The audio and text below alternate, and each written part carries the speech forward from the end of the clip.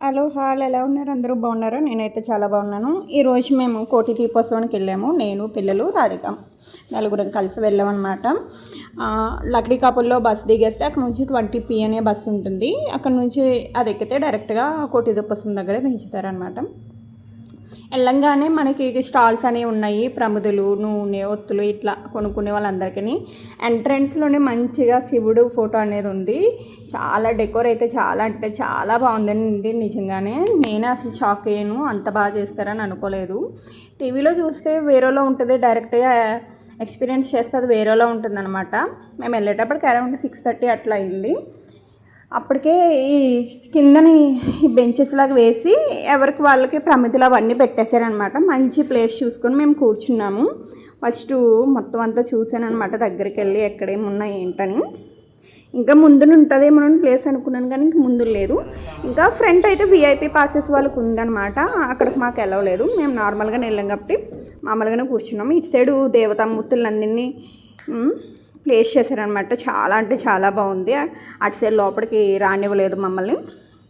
తర్వాత మంచి ప్లేస్ చూసుకున్నాము. అప్పటికే ప్రమిదలు అవన్నీ పెట్టేశారు. ఒక్కొక్క బెంచ్కి ఒక్కొక్క సెట్ లాగా ఇచ్చేసారనమాట. పూజా సెట్టు, ఆయిల్స్, దీపం ఆయిల్స్, ఒత్తులు అగ్గిపెట్టి, ఒక చిన్న దుర్గామాత అది కుంకుమ అభిషేకం చేయడానికి అనమాట. ఇట్లాగా అన్ని ప్రమిదల్లోనూ మేము ఆయిల్ పోసేసాము, ఒత్తులు అవన్నీ ప్లేస్ చేసాము. అక్కడ ప్రవచనాలు ఇస్తున్నారు చాలామంది, 2-3 ప్రవచనాలు కూడా ఇచ్చారు మేము వెళ్ళేటప్పటికి. ఇవాళ స్పెషల్ ఏంటంటే హైదరాబాద్లో ఫేమస్ ఉన్న అమ్మవార్లందరినీ తీసుకొచ్చి అక్కడ ప్రాణ ప్రతిష్ఠ చేశారు. వారికి మంచిగా పూజలు చేశారు. తర్వాత జోగులాంబ అమ్మవారికి, సతీ సమేత అమ్మవారికి కళ్యాణం చేశారనమాట. చాలా అంటే చాలా బాగా చేశారు కళ్యాణం కూడా. ఆ పురోహితులు కూడా అక్కడి నుంచి వచ్చారంట నిన్న. కళ్యాణం అయితే ఇంకా మాటలు చెప్పాల్సిన పర్లేదు. ఒడిబియ్యం కూడా పోసారు. తెలంగాణకి ఫేమస్ కదా ఒడిబియ్యం అనేది. ప్రతి అమ్మవారికి కూడా ఒడిబియ్యం పోసారు. ఎవరో పొలిటీషియన్ వచ్చారనమాట.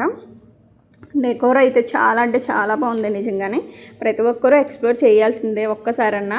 November 1 నుంచి November 31 వరకు ఉంటుంది కదండి. ఇదైతే కన్ఫామ్గా వీలు దొరికితే వెళ్ళండి.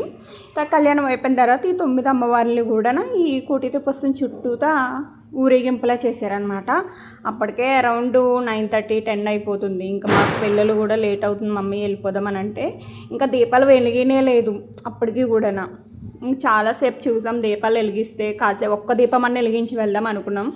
బట్ అప్పటికే టైం అవుతుంది. మళ్ళీ మేము ఇక మియాపూర్ వరకు రావాలి, లేట్ అవుతుంది అని చెప్పి మేము వచ్చేసాం అనమాట. మంచిగా బయట ఫుడ్ స్టాల్స్ కూడా ఉన్నాయండి తినే వాళ్ళకి. అలాగే బస్సెస్ కూడా ఉన్నాయి. తెలంగాణ ప్రొవైడ్ చేసిందనమాట గవర్నమెంట్.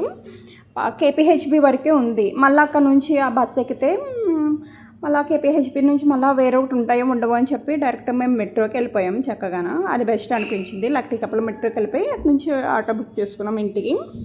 ఇదంటే కోటి దీపోత్సవం చాలా అంటే చాలా బాగుంది. ప్రతి ఒక్కరూ ఎక్స్ప్లోర్ చేయాల్సిందే కన్ఫామ్గా. చాలా అంటే చాలా బాగుంది, నాకు బాగా నచ్చింది. తర్వాత ఇలా సెక్రటరీ మీద వచ్చాము. Bye bye.